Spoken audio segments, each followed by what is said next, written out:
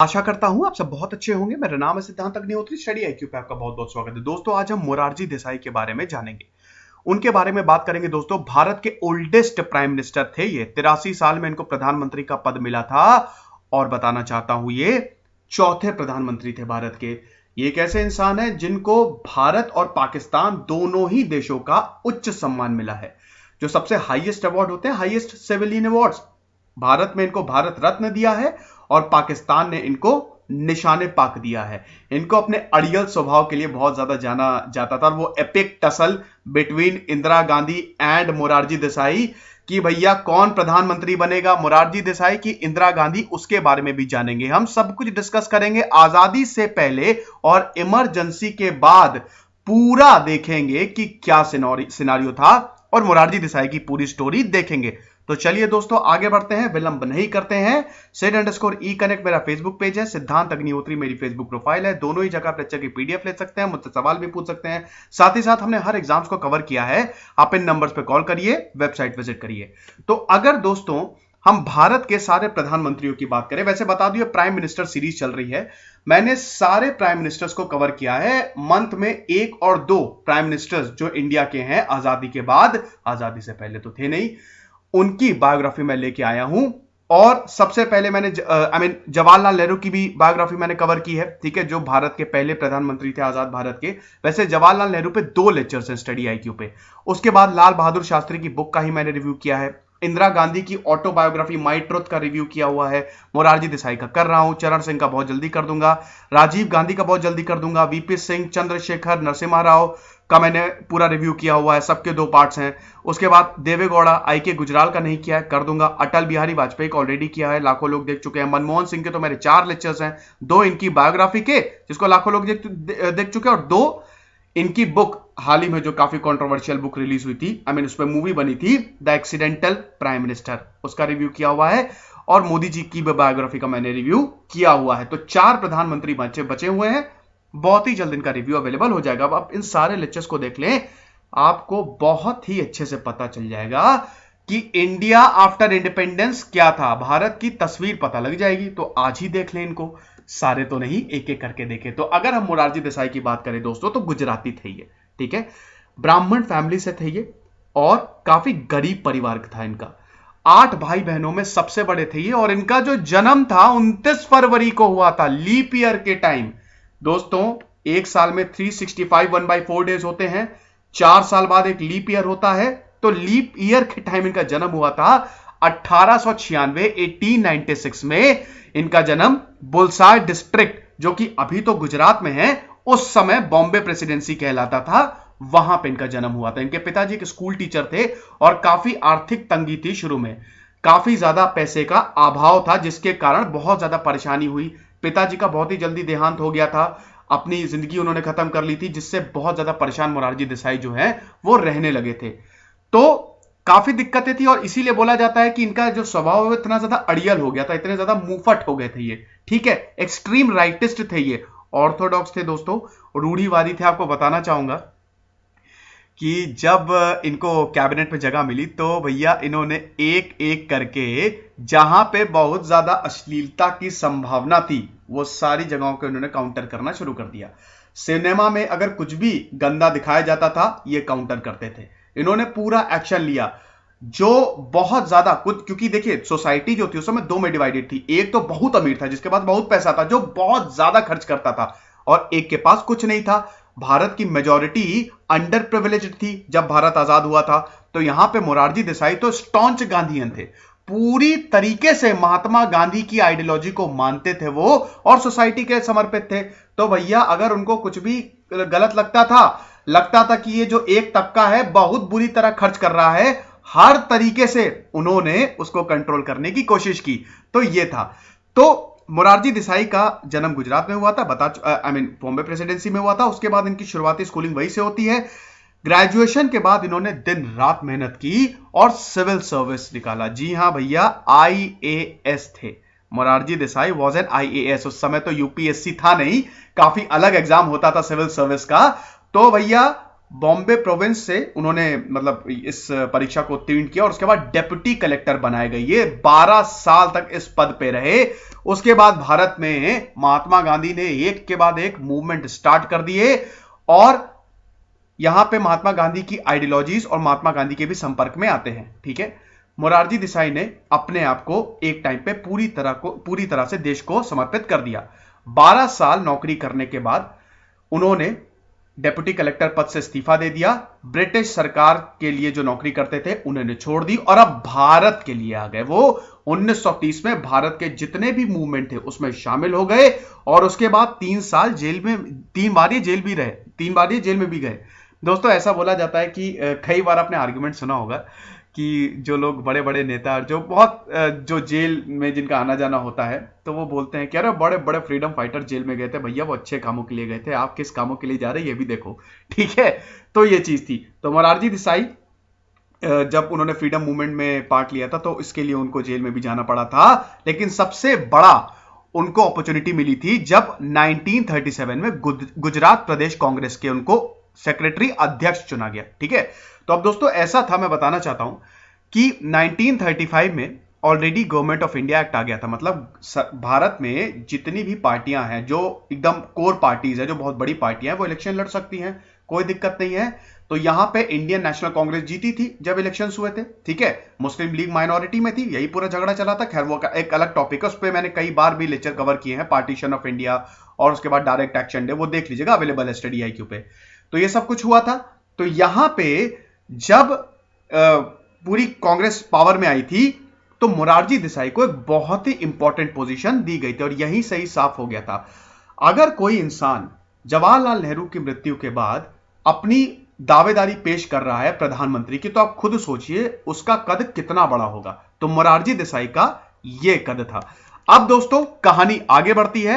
1939 में world war 2 शुरू हो जाता है। यहां पे महात्मा गांधी कांग्रेस के साथ पूरी तरीके से लग जाते हैं कि अब हम अंग्रेजों को भगा देंगे।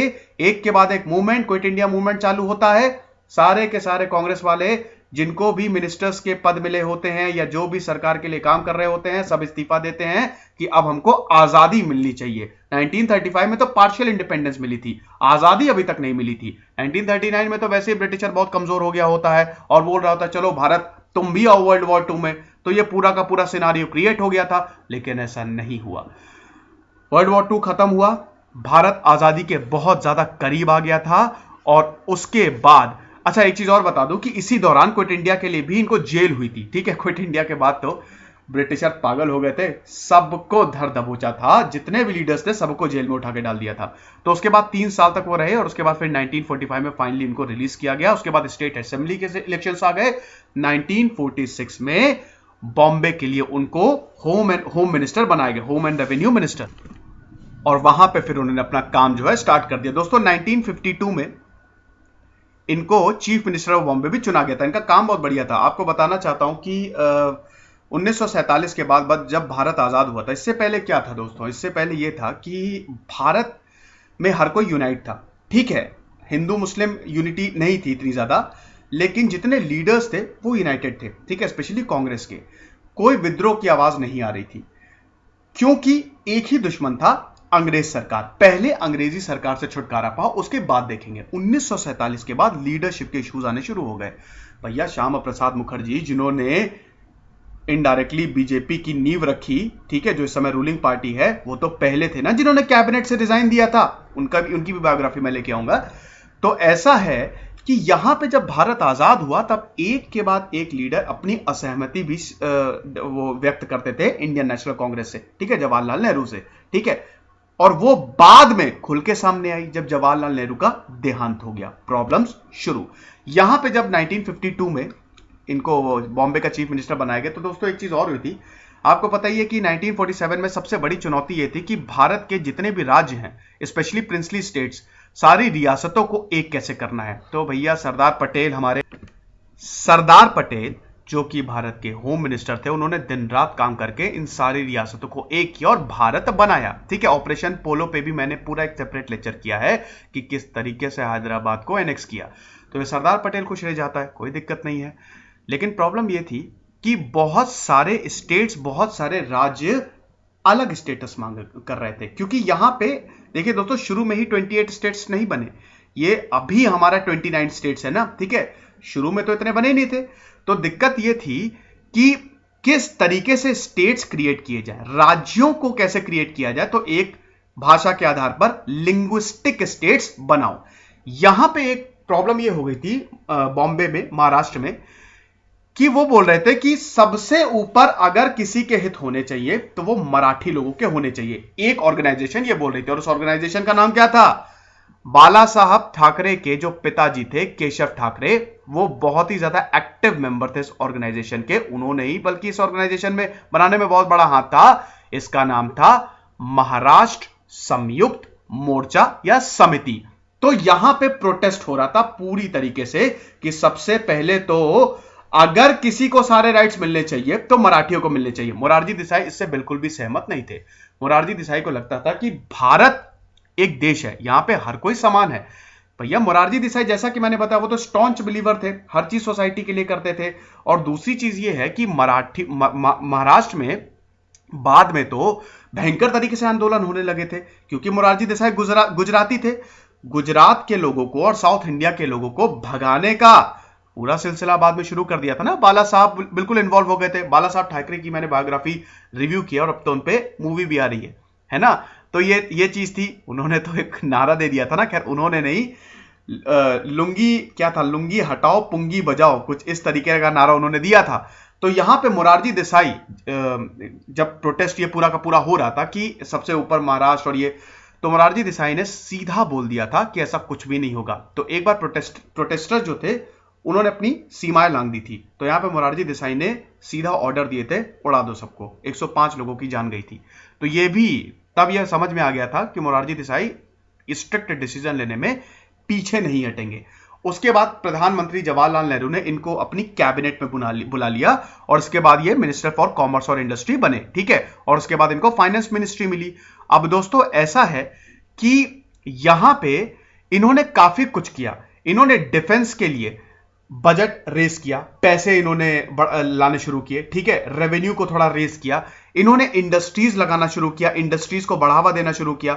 और सबसे बड़ी चीज दोस्तों, इन्होंने लैंड रिफॉर्म्स लाने शुरू किए। दोस्तों लैंड रिफॉर्म्स उस समय सबसे बड़ी प्रॉब्लम थी, आज भी बहुत बड़ी प्रॉब्लम है, क्योंकि जमीन जो थी जब भारत आजाद हुआ था, ये कुछ लोगों के पास थी। और ये कुछ लोग वो थे जो बहुत अमीर थे। इनको जमींदार बोला जाता था, ठीक है, लैंड ओनर जिनको बोला जाता था। और ये जमींदार कैसे बने थे? गरीबों की जमीन हड़प के।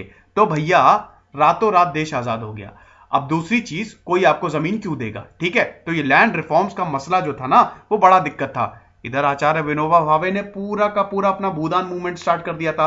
वैसे आचार्य विनोबा भावे की बायोग्राफी और भूदान मूवमेंट मैंने दोनों कवर किया, बताता रहता हूं ताकि दिक्कत ना हो, क्योंकि बाद में आप लोग फिर मुझसे मैसेज या कमेंट बॉक्स में पूछते हैं, इसीलिए, ठीक है। तो यहां पे इन्होंने काफी कुछ किया। लेकिन दोस्तों दिक्कतें तब आई और मोरारजी देसाई ने खुल के बोलना तब शुरू किया जब प्रधानमंत्री जवाहरलाल नेहरू की डेथ हो गई। मई 1964 जवाहरलाल नेहरू की डेथ हो गई। अब प्रधानमंत्री कौन बनेगा? यहां पे ऐसे भयंकर बगावती सुर हमको सुनने को मिलते हैं कांग्रेस के अंदर कि सब कुछ एकदम रुक सा गया, थम सा गया। अब दोस्तों ऐसा है कि कांग्रेस के अंदर एक ग्रुप था, सिंडिकेट, जिसको सिंडिकेट बोला जाता था। ये ऐसे प्रभावशाली नेता थे, कम नेता थे ऐसे, लेकिन ऐसे बड़े प्रभावशाली नेता थे जिनके हाथ में पूरी ताकत थी और ये जो कहते थे वही होता था। इस सिंडिकेट के जो बड़े लीडर थे वो थे के कामराज भैया, जिनको किंग मेकर बोला जाता था। वो इंसान जो राजाओं को बनाए। अब भैया जो इंसान राजा को बनाता है वो तो राजा से ऊपर हो गया। जैसे चाणक्य ने चंद्रगुप्त मौर्य को बनाया और चाणक्य को सबसे ऊपर माना जाता है। तो क्योंकि वक्त आने पे वो राजा बदल भी तो सकता है ना, जो राजा को बना रहा है वो राजा को गिरा भी सकता है। तो के कामराज जो कि भैया तमिलनाडु के चीफ मिनिस्टर थे और कांग्रेस के अध्यक्ष भी थे, तो इनको किंग मेकर बोला जाता था। और इन्होंने, मोरारजी देसाई ने अपना दावा पेश कर दिया था और मोरारजी देसाई को सब जान रहे थे कि यही प्रधानमंत्री बनेंगे, सबसे सीनियर लीडर थे। लेकिन के कामराज ने वक्त की नजाकत को समझा और लाल बहादुर शास्त्री को चुना। लाल बहादुर शास्त्री की बायोग्राफी देखिएगा, मैंने बताया पूरा क्या सिनेरियो हुआ था।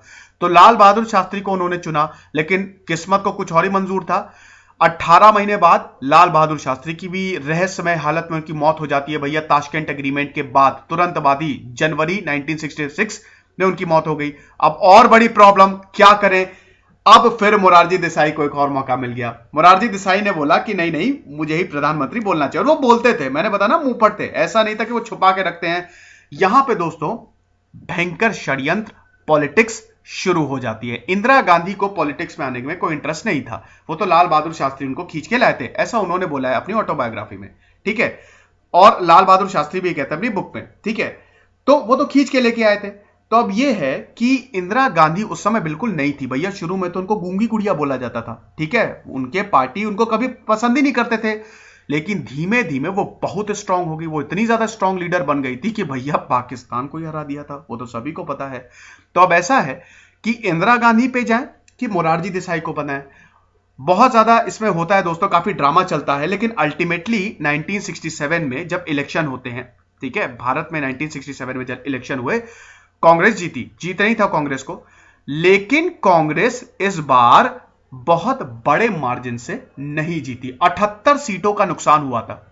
और आपको बता दूं, खाली 283 सीटें जीती थी कांग्रेस ने, ऊपर से 8 राज्यों में बहुमत नहीं मिली थी, यानी कि कांग्रेस के पास से 8 राज्य चले गए थे। तो कांग्रेस की हालत जो है वो काफी खस्ता हो गई थी, कमजोर होती जा रही थी कांग्रेस। अब सवाल यह है, इंदिरा गांधी प्राइम मिनिस्टर बने कि मोरारजी देसाई? इंदिरा गांधी प्राइम मिनिस्टर बनी, पार्टी इंदिरा गांधी को, और जो सिंडिकेट था वो भी इंदिरा गांधी, ठीक है, स्पेशली के कामराज।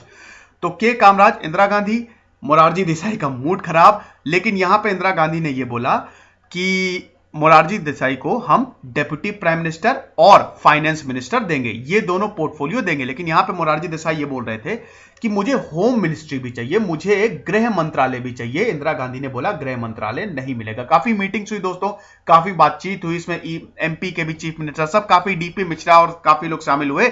उसमें फिलहाल मैं इतना नहीं जाऊंगा, लेक्चर लंबा हो जाएगा। कुल मिला के बात यह है कि यहां पे यह बोला गया कि आपको गृह मंत्रालय नहीं मिलेगा, आप डेप्यूटी पीएम बन जाइए। यानी कि इंदिरा गांधी प्राइम मिनिस्टर और Morarji Desai deputy prime minister plus finance minister. यहां पे दोस्तों एक और चीज होती है, कुछ सालों बाद इंदिरा गांधी के प्रधान निजी सचिव, पर्सनल सेक्रेटरी बने बीएन हंसल। अब ये कौन थे? मार्क्सिस्ट थे ये, ठीक है, ये मार्क्सिस्ट थे। ऐसा बाद में होने लगा था कि इंदिरा गांधी, ऐसा उन पे आरोप लगने लगे थे कि इंदिरा गांधी काफी कम्युनिज्म की तरफ जाने लगी थी, कम्युनिस्ट होने लगी थी वो।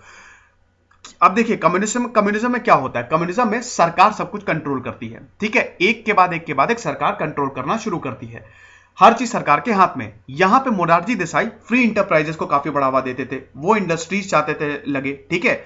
तो दिक्कत यह हो गई थी कि यहां पे हल्का सा इंदिरा गांधी लेफ्टिस्ट होती जा रही थी। अब यहां पे भयंकर तरीके से इंदिरा गांधी और मोरारजी देसाई भिड़ने वाले हैं। अब क्या होना है? वक्त था दोस्तों जुलाई 1969 का। देखिए हुआ क्या था, दो ऐसे मुद्दे थे जहां पे कांग्रेस स्प्लिट हो गई, कांग्रेस बिखर गई थी। आपको बता दूं, एक कांग्रेस इंदिरा गांधी और एक बाकी के लीडर जिसमें मोरारजी देसाई शामिल थे, वो लीड कर रहे थे। हुआ यह था दोस्तों कि इंदिरा गांधी ने एकाएक सीधा बोल दिया मोरारजी देसाई से कि आपसे हम फाइनेंस मिनिस्ट्री वापस लेते हैं, अब आप खाली डेप्यूटी प्राइम मिनिस्टर होंगे। ऐसा क्यों उन्होंने किया था? प्लानिंग ये थी कि 1969 को बैंकों को नेशनलाइज किया जाएगा। अभी मैंने आपको बताया ना, आप सारा डॉट्स कनेक्ट करिए। अभी जस्ट मैंने बताया था कि यहां पे हल्का सा लेफ्टिस्ट होने लगी थी। इसका मतलब ये है कि अब सरकार जो है, गवर्नमेंट जो है, वो कंट्रोल करेगी चीजों को, और सबसे पहला वार बैंकों पे होगा।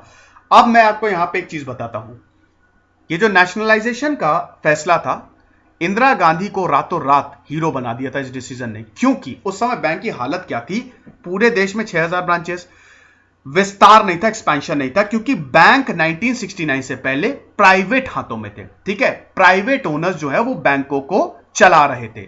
प्राइवेट मतलब वो अपना फायदा देखेंगे, जब वो अपना फायदा देखेंगे तब वो ब्रांचेस बढ़ाएंगे। अब दिक्कत ये हो गई कि यहां पे जो बैंक्स थे 1969 से पहले, वो खाली अमीरों के लिए थे। गरीब घुसना तो छोड़ दीजिए, देख भी नहीं सकता था बैंक है ये, पता भी नहीं था, कोई गरीब जो है वो बैंक के अंदर नहीं जा सकता था। लेकिन यहां पे जब इंदिरा गांधी ने 14 बैंकों को नेशनलाइज किया 1969 में, जुलाई 1969 में, यह ऐतिहासिक डिसीजन जब लिया, तो यहां पे कोई भी हो वो बैंक में जा सकता था और उसकी फैसिलिटीज अवेल कर सकता था, चाहे गरीब हो चाहे अमीर हो। इससे पहले खाली अमीर ही जाते थे, आपको बता दूं, ठीक है, जिनके पास पैसा होता था। गरीब क्यों जाएंगे, ठीक है। तो अब यह हुआ कि अगर इंदिरा गांधी ना होती तो आज बैंक का एक्सपेंशन नामुमकिन होता। इंदिरा गांधी की ही वजह से आज बैंक का एक्सपेंशन हो रहा है, क्योंकि अगर प्राइवेट हाथों में होते तो कभी एक्सपेंड नहीं करते, ना उन्होंने किया आजादी के बाद। तो यह चीज थी। दूसरी चीज क्या हो गई, प्रेसिडेंट का इलेक्शन। दोस्तों ऐसा था कि इंदिरा गांधी अपना डिसीजन खुद लेती थी, ठीक है, और यही बाद में कांग्रेस ने बोला कि पार्टी के खिलाफ जा रही है, ठीक है। अब हुआ क्या था कि यहां पे दो प्रेसिडेंट कैंडिडेट थे, एक थे वीवी गिरी जिसको इंदिरा गांधी सपोर्ट कर रही थी, जिनको इंदिरा गांधी सपोर्ट कर रही थी, दूसरे थे नीलम संजीवा रेड्डी जिनको बाकी कांग्रेस के नेता सपोर्ट कर रहे थे। इंदिरा गांधी ने बोला वीवी गिरी कांग्रेस के नेता सपोर्ट नहीं, छोड़ो, वीवी गिरी को नहीं बनाएंगे, इनका अल्टरनेटिव जगजीवन राम को बनाएंगे। तो यहां पे फिर इंदिरा गांधी के उम्मीदवार जगजीवन राम हुए। वैसे उनका जो मेन उम्मीदवार थे वो थे वीवी गिरी, लेकिन कांग्रेस पार्टी चाहती थी कि नीलम संजीवा रेड्डी बने और अल्टीमेटली नीलम संजीवा रेड्डी पे ही सहमति बनी। लेकिन बाद में वीवी गिरी निर्दलीय खड़े हो गए, इंडिपेंडेंट खड़े हो गए और वीवी गिरी जीत गए। अब यहां पे जो षड्यंत्र रचा जा रहा था इंदिरा गांधी के खिलाफ, उसमें कांग्रेस के नेता ही फंस गए, ठीक है। तो और यहां पे इंदिरा गांधी की जीत हुई।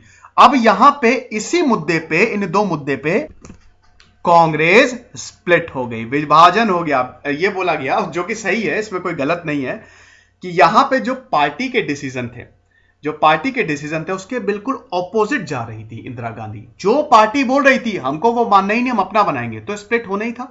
तो यहां पे दोस्तों दो में स्प्लिट हुआ। इंडियन नेशनल कांग्रेस की बात करें, एक तो कांग्रेस ओ जो कि राइवल पार्टी थी इंदिरा के खिलाफ, दूसरा कांग्रेस रूलिंग, कांग्रेस आर, जो कि इंदिरा गांधी की पार्टी बनी। तो यहां पे दोस्तों इलेक्शन होने थे 1971 में। अब दोस्तों ठीक 18 महीने पहले एक और उन्होंने गजब का फैसला लिया और तुरुक का इक्का फेंका, उन्होंने लोकसभा को डिसॉल्व कर दिया। भैया सब कुछ डिसॉल्व हो गया, इलेक्शन होंगे, इलेक्शन हुए, नारा यह दिया गया कि इंदिरा हटाओ, लेकिन इंदिरा गांधी तो हटी नहीं, क्योंकि जब नतीजे सामने आए तो पूरे रिकॉर्ड तोड़ दिए थे कांग्रेस ने। उनको 518 में से 352 सीटें मिली थी कांग्रेस को, तो सारे रिकॉर्ड टूट गए थे। अब यहां पे एक और खेल शुरू होता है। मोरारजी देसाई का सपना बनता जा रहा था, ठीक है। तो अब यह है कि यहां पे दोस्तों बहुत ज्यादा इल्जाम लगने शुरू हो गए। उसके बाद फिर 1971 वॉर भी हुई, इंडो पाकिस्तान वॉर। अब दोस्तों उसमें मैं बिल्कुल भी नहीं जाऊंगा, हालांकि बड़ी इंटरेस्टिंग स्टोरी है क्योंकि हम मोरारजी देसाई को देख रहे हैं। 1971 वॉर हुई, उसमें आपको पता ही है कि भैया पाकिस्तानी सेना ने पूरी तरीके से सरेंडर कर दिया था, जिसने इंदिरा गांधी को और बड़ा हीरो बना दिया था, ठीक है। बांग्लादेश अलग कर दिया था, उन्होंने घाव दे दिया था। इंदिरा गांधी नहीं अभी तक भैया पाकिस्तान को घाव दिया है, मैं बता दूं। तो दोस्तों ऐसा है कि मोरारजी देसाई का सपना बनता जा रहा था, कुछ ना कुछ करने की बहुत ज्यादा जरूरत थी। तो यहां पे दोस्तों ऐसा हुआ कि जब इलेक्शन आया उसमें इंदिरा गांधी जीती, लेकिन दिक्कत यह हो गई कि यहां पे इंदिरा गांधी के ऊपर बहुत इल्जाम लगे कि इन्होंने फ्रॉड किया है।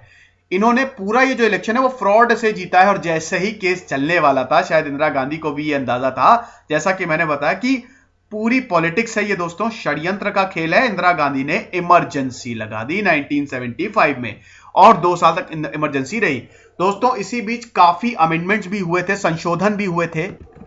इंदिरा गांधी ने संशोधन भी, अमेंडमेंट भी लागू कर दिए थे भैया। 44th अमेंडमेंट एक्ट याद है ना, अब उसमें इतना डीप तो नहीं जाऊंगा, लेकिन इसमें क्या था कि भैया पार्लियामेंट की पावर ज्यादा हो और सुप्रीम कोर्ट और हाई कोर्ट की पावर कम करने की इन अमेंडमेंट्स में पूरी कोशिश की गई। उसके बाद जब 1977 में इलेक्शंस हुए, जनता दल पूरी तरीके से जीती, और जनता दल के लीडर कौन, मोरारजी देसाई। तो मोरारजी देसाई ने यह सुनिश्चित किया कि ये जो अमेंडमेंट्स हैं, ठीक है, ये जो अमेंडमेंट्स हैं इनको हम हटाएंगे। तो इसी के लिए तो, अरे sorry, I am really sorry, ये 42nd अमेंडमेंट एक्ट था, ठीक है। Indira Gandhi 42nd amendment act लेके आई थी, और इसको नलिफाई करने के लिए बाद में मोरारजी देसाई 43rd और 44th अमेंडमेंट एक्ट लेके आए थे कि जो इससे पहले इंदिरा गांधी ने रूल बनाया उसको हम खारिज कर रहे हैं। भैया भारत की डेमोक्रेसी को बिल्कुल हमको देखना है कि वो डेमोक्रेसी रहे, खाली नाम की डेमोक्रेसी ना बन जाए, तो ये चीज देखनी है। दूसरी चीज, इमरजेंसी इसके बाद कभी ना लग पाए, इसके लिए भी काफी प्रोविजंस बने थे। अब दोस्तों 1977 आप देख रहे हैं कि इमरजेंसी का काल क्या है, 25 जून 1975 से लेकर 21 मार्च 1977, ये लगभग 2 साल तक लगाई गई थी। और उसके बाद इलेक्शन होते हैं, जनता दल जीतती है। जनता दल गठजोड़ की सरकार थी, और पहली बार एक गैर कांग्रेसी सरकार आई जिसके लीडर थे मोरारजी देसाई। अब मोरारजी देसाई ने काफी कोशिश की, जब तक वो प्रधानमंत्री रहे, खाली 2 साल तक ही रहे, तो उन्होंने काफी कोशिश की कि वो सबसे पहले तो पाकिस्तान से रिश्ते सुधारें, क्योंकि पाकिस्तान से वैसे ही रिश्ते बहुत खराब हो गए थे। दूसरा, चाइना से रिश्ते सुधारें, उन्होंने काफी कोशिश की। इंडियन न्यूक्लियर प्रोग्राम को भी उन्होंने बल देने की काफी कोशिश की। लेकिन एक ऐसी ऑर्गेनाइजेशन थी जिससे वो बहुत ज्यादा चिढ़ते थे, raw, research and analysis wing. Morarji Desai ने पूरी कोशिश की कि इनके बजट को कट किया जाए, इसकी पावर को कम किया जाए। रॉ जो थी वो इंदिरा गांधी के काफी क्लोज थी, और इंदिरा गांधी इसको एक बहुत ही वाइटल क्या कहते हैं कि वो होता है ना कि एक बहुत ही महत्वपूर्ण अंग मानती थी कि ये बहुत ज्यादा जरूरी है भारत की सुरक्षा के लिए, जो कि सही बात है। एक चीज और बता दूं दोस्तों, इसी बीच ऐसा हुआ था कि एक ऐसी र्यूमर उड़ गई थी कि सेना जो है वो हिंदुस्तान में तख्ता पलट करेगी। तो यहां पे इंदिरा गांधी ने सैम मानेकशॉ को बुलाया था, वही सैम मानेकशॉ दोस्तों जिन्होंने सीधा इंदिरा गांधी को बोल दिया था 1971 में, जब इंदिरा गांधी ने यह बोला था कि बांग्लादेश से हमको युद्ध लड़ने जाना है, सॉरी पाकिस्तान से हमको युद्ध लड़ने जाना है, ताकि हम वहां पे जो पूरा उधर पूरा चल रहा है पूर्वी पाकिस्तान में वो सब बंद हो सके और बांग्लादेश को हम मतलब उधर पाकिस्तान को हम लिबरेट कर सके। तो सैम मानेकशॉ ने बोल दिया था कि अगर इस समय हम लड़ने जाते हैं तो हमको हार झेलनी पड़ेगी। यही एडवाइस अगर किसी ने जवाहरलाल नेहरू को दी होती तो बहुत सही रहता, ठीक है, ऐसा हो नहीं पाया। खैर, तो ये चीज थी। तो रॉ को उन्होंने पूरी तरीके से टैकल करने की कोशिश की और वो काफी हद तक कामयाब भी हुए। लेकिन इसके बावजूद 1979 में दोस्तों जो जनता दल है, जैसा कि मैंने बताया कि गठजोड़ की सरकार थी और इन सरकारों का कभी भरोसा होता नहीं है, चरण सिंह, राजनारायणन और काफी लोगों ने अपना सपोर्ट खींच लिया और यहां पे मोरारजी देसाई को फिर इस्तीफा देना पड़ा। अब उसके बाद भी इन्होंने कैंपेन की, लेकिन अब दोस्तों मोरारजी देसाई की काफी उम्र भी हो गई थी और उन्होंने फिर यही फैसला लिया कि अब मुझे रिटायरमेंट लेना है, और उसके बाद उनकी 99 साल में 1995 में डेथ हो गई। ठीक है, तो काफी आइकॉनिक इनका करियर था और काफी कुछ दोस्तों इन्होंने किया भी। अगर पर्सनल लाइफ की बात करें दोस्तों तो 5 बच्चे थे मोरारजी देसाई के, और इनकी शादी 1911 में हुई थी। इनके मधुकेश्वर देसाई दोस्तों जो बेसिकली इनके पोते हैं, है ना, तो वो तो इस समय बीजेपी के युवा मोर्चा के वो अध्यक्ष हैं। तो ये चीज है। तो आई होप ये दोस्तों लेक्चर आपको पसंद आया होगा, और आप ये देख सकते हैं कि ये भारत और पाकिस्तान के सबसे हाईएस्ट सिविलियन अवार्ड्स इनको मिले हुए हैं।